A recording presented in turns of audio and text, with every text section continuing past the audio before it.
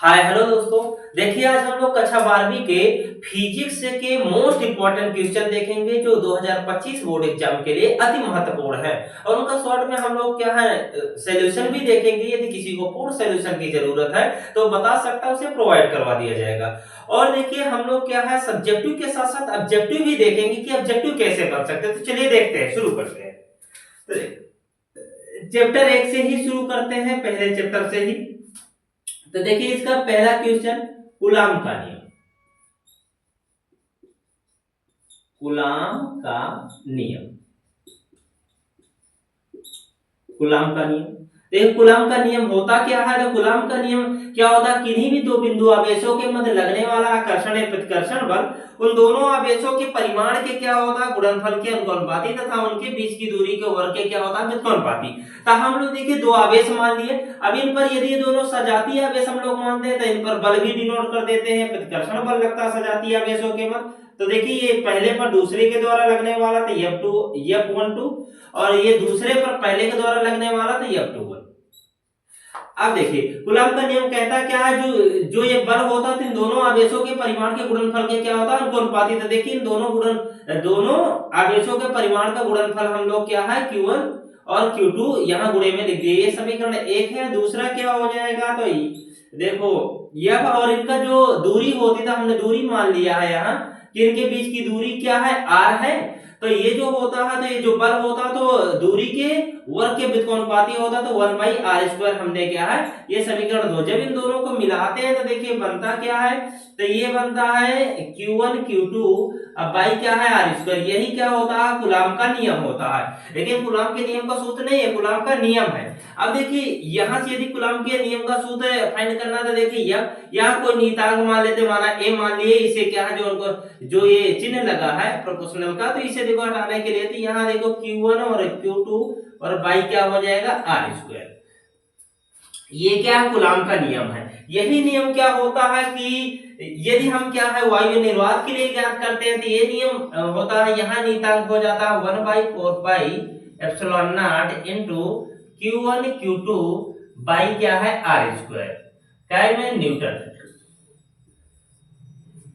और यहाँ देखिए जो है ये जो नियतांक है, तो 1/4πε0 का जो वैल्यू होता है तो 9 क्रॉस, क्योंकि ऑब्जेक्टिव में बहुत पूछा जाता है 1/4πε0 का वैल्यू, तो 9 क्रॉस 10⁹ न्यूटन मीटर स्क्वायर और पर क्या होता है कूलाम स्क्वायर। ये इसका क्या होता है वैल्यू होता है। और इसका जो सूत्र होता है तो किसी परावैद्युत माध्यम के लिए क्या हो जाता है, F = 1/4πε0 के इंटू Q1 Q2 और बाई r²। देखिए ये होता है क्या है, कूलाम का नियम है। ये क्या है, कूलाम का नियम हो गया। अब चलिए देखिए दूसरा देखते हैं। आपको इसे क्या करना है, इसकी व्युत्पत्ति भी सीख लेना है और कूलाम का नियम कहते किसे हैं तो उसकी जो भी क्या है परिभाषा, कूलाम का नियम जो भी है तो उसे भी क्या है सीख के रखना है। तो चलिए दूसरा देखते हैं। दूसरा क्या ऑब्जेक्टिव की दृष्टि से देखो अति महत्वपूर्ण एक क्वेश्चन क्या है, आवेश। आवेश से देखिए क्या आता है, उसका एसआई मात्रक, उसका विमीय सूत्र। ये क्या है आवेश के क्या होते हैं क्वेश्चन। जैसे आवेश, तो आवेश के लिए देखिए क्या है, तो आवेश के मात्रक नामक आपके सब्जेक्ट में क्या है, आपके किताब में क्या टॉपिक है, तो आवेश के क्या है मात्रक। मात्रक के अंतर्गत देखिए आवेश में क्या है, तो आवेश का एसआई मात्रक पूछा जा सकता है, तो पूछता ही है हर बार। तो देखिए इसका क्या हो जाएगा, आवेश का एसआई मात्रक क्या होता है कूलाम। आवेश का सूत्र क्या होता है, तो आवेश का देखिए सूत्र, आवेश का देखिए सूत्र क्या हो जाएगा, तो आवेश का सूत्र होता है आवेश बराबर धारा गुणे समय। क्या होता है, धारा गुणे में क्या होता है समय।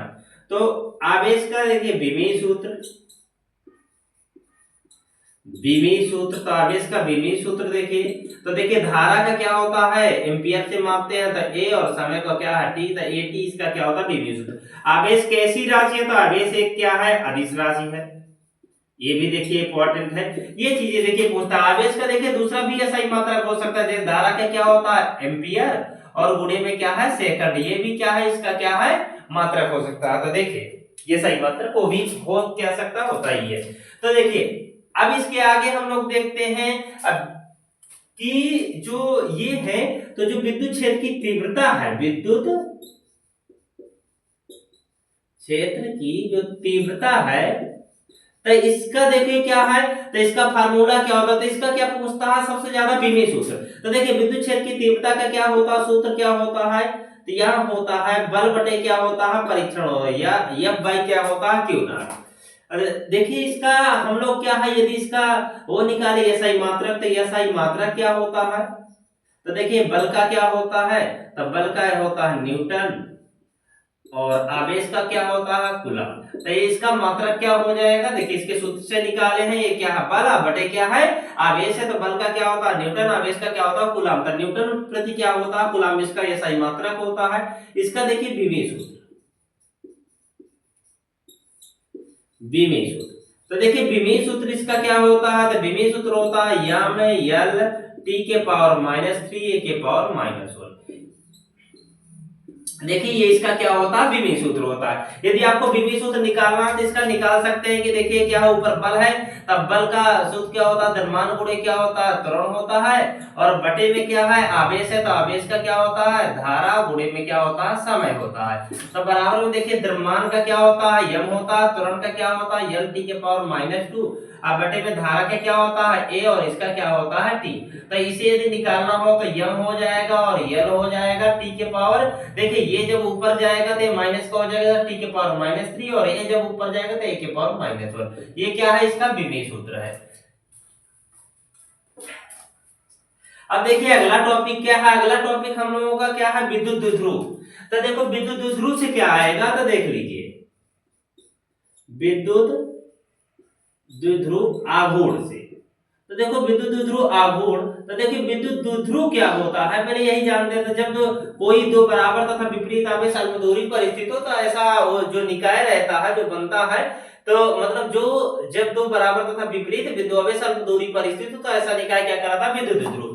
तो ये क्या है, तो विद्युत द्विध्रुव आघूर्ण क्या होता है, तो यह होता है P बराबर के विद्युत द्विध्रुव के किसी एक आवेश तथा उनके बीच की दूरी के गुणनफल के क्या होता है बराबर होता है। तो Q गुणे रखे 2a, तो Q गुणे 2a, तो इसका क्या पूछता है एसआई मात्रक, ये पूछा गया क्वेश्चन है इसका एसआई मात्रक। तो एसआई मात्रक क्या होता है इसका,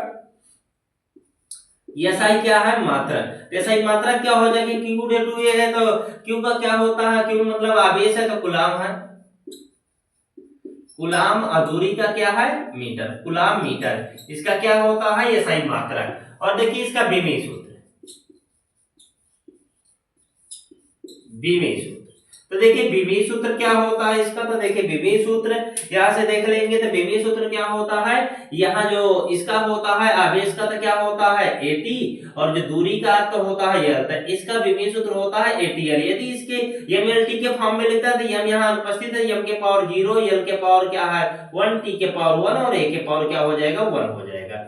ये क्या है इसका क्या विमीय सूत्र क्या पूछा जा चुका है, और इसका मात्रक भी। तो देखिए ये मोस्ट इंपोर्टेंट है ऑब्जेक्टिव की दृष्टि से।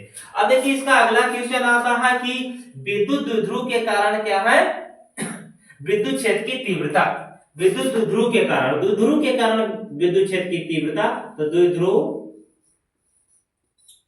के कारण क्या, द्विध्रुव के कारण विद्युत क्षेत्र की जो तीव्रता है, तीव्रता, तो इसका अच्छी स्थिति जो है, अच्छी स्थिति के लिए जो एक डेरिवेशन है तो बहुत ही इंपॉर्टेंट है। अच्छी स्थिति के लिए जो डेरिवेशन है तो क्या है बहुत ही इंपॉर्टेंट है। तो क्या होता है E बराबर क्या है, क्या होता है इसका फार्मूला E बराबर 1/4 पाई एप्सिलॉन नॉट इनटू क्या होता है 2p बाई r³ न्यूटन प्रति कूलम। ये क्या होता है इसका क्या होता है फार्मूला, इसे इसकी क्या हमें व्युत्पत्ति करनी होती है, उसका सूत्र है ये किसके लिए वायु निर्वात के लिए। और यदि परावैद्युत माध्यम तो यहाँ केवल जुड़ जाता हो गया। अब देखिए इसका जो अगला क्वेश्चन है तो मोस्ट इंपॉर्टेंट जो क्वेश्चन है, तो आपको क्या है द्विध्रुव को घुमाने में किया गया कार्य क्या है, द्विध्रुव को घुमाने में किया गया कार्य। तो किया गया कार्य क्या होता था W बराबर क्या होता है PE और 1 माइनस cos थीटा, ये क्या होता है, द्विध्रुव को घुमाने में किया गया कार्य। तो इसका भी क्या है, डेरिवेशन क्या है, मोस्ट इंपॉर्टेंट है। अब देखिए इसके आगे हम लोग देखते हैं कौन सा क्वेश्चन आता है। तो इसके आगे मोस्ट इंपॉर्टेंट क्वेश्चन है गॉस का नियम। काहे का, गॉस का नियम। गॉस का नियम, देखिए गॉस का नियम भी बहुत ही इंपॉर्टेंट क्वेश्चन है और इसके अनुप्रयोग। तो देखिए गॉस का नियम क्या होता है, गॉस का नियम होता है किसी भी बंद पृष्ठ से अवलंबन गुजरने वाले कुल विद्युत क्षेत्र रेखाओं की संख्या उस पृष्ठ के अंदर उपस्थित कुल आवेश का 1/ε0 गुना होती है। तो देखिए क्या होता है कि कोई भी बंद पृष्ठ है उसके अंदर से कुल गुजरने वाले अवलंबन गुजरने वाले विद्युत क्षेत्र रेखाओं की संख्या क्या कहलाती है, विद्युत फ्लक्स कहलाती है। तो ये जो होता है फाई, तो उस पृष्ठ के अंदर उपस्थित कुल आवेश का क्या होता है, 1/ε0। तो देखिए इसकी हमें क्या करना है, व्युत्पत्ति करना है। और देखिए इसकी क्या करेंगे हम लोग, व्युत्पत्ति करना है सूत्र की। तो गॉस का नियम भी आपको क्या है, इसका जो गॉस का नियम है उसे भी याद कर लेना है और इसका क्या जो डेरिवेशन है उसे भी कर लेना, बहुत ही इंपॉर्टेंट है। फिर देखो गॉस के नियम के क्या है, अनुप्रयोग है। अनुप्रयोग, तो देखो इसके एप्लीकेशन में क्या है, तो इसके एप्लीकेशन भी बहुत ही इंपॉर्टेंट है। गॉस के नियम के जो एप्लीकेशन है, तो देखिए कौन कौन से देखिए इंपॉर्टेंट है, यदि ज्यादा देखिए इंपॉर्टेंट देखिए इसमें देखो एप्लीकेशन कई सारे दिए हैं इसके गॉस के नियम के अनुप्रयोग। तो देखो जो गॉस के नियम को उपयोग करके हमें विद्युत क्षेत्र की तीव्रता किसी बिंदु पर क्या है, जो विद्युत क्षेत्र की क्या है तीव्रता के लिए है, क्या है विद्युत क्षेत्र की बिंदु आवेश के कारण विद्युत क्षेत्र की तीव्रता के लिए जो है, तो ये क्या है बहुत ही इंपॉर्टेंट है, ये क्या है बहुत ही इंपॉर्टेंट है। और इसके बाद जो है तो कूलॉम का व्युत्क्रम वर्ग नियम। देखो कूलॉम का नियम तो हम पढ़ते हैं, वही व्युत्क्रम वर्ग नियम वही नियम है जो अभी हम लोगों ने पढ़ा है। लेकिन यदि आ जाए कि गॉस के नियम की सहायता से करना, तो गॉस के नियम की सहायता से हमें करना है, ये गॉस के क्या आ जाते हैं, एप्लीकेशन में आ जाते हैं। देखिए इस टॉपिक के अंतर्गत इतने ही क्या है, इस टॉपिक के मतलब इस अध्याय के अंतर्गत पहला जो चैप्टर है उसके अंतर्गत इतने ही अति महत्वपूर्ण क्वेश्चन है। लेकिन इनके अलावा यदि आप पढ़ना चाहें तो आप पढ़ सकते हैं विद्युत फ्लक्स, इलेक्ट्रिक जो फ्लक्स होता है ये क्या होता है, जैसे अभी हमने बता दिया कि इलेक्ट्रिक फ्लक्स क्या होता है, तभी बता है कि किसी भी क्या बंद पृष्ठ से अवलंबन गुजरने वाले कुल विद्युत क्षेत्र रेखाओं की संख्या ये क्या कहलाती है, विद्युत फ्लक्स कहलाती है। ये पढ़ सकते हैं। और जो उसका निरक्षीय स्थिति है यदि पढ़ना चाहे तो पढ़ सकते हैं, नहीं मोस्ट इंपॉर्टेंट जो हो तो अच्छी स्थिति है, जो क्या है निरक्षीय स्थिति पढ़ना चाहे तो कोई पढ़ सकता नहीं। मोस्ट इंपॉर्टेंट जो क्वेश्चन है तो हमने बता दिया है कि उसका अच्छी स्थिति मोस्ट इंपॉर्टेंट है। तो देखिए अब हम लोग क्या है दूसरे चैप्टर पर चलते हैं। तो दूसरे चैप्टर के हम लोग क्या है मोस्ट इंपॉर्टेंट क्वेश्चन अगली ही क्लास में देखेंगे। अभी के लिए धन्यवाद।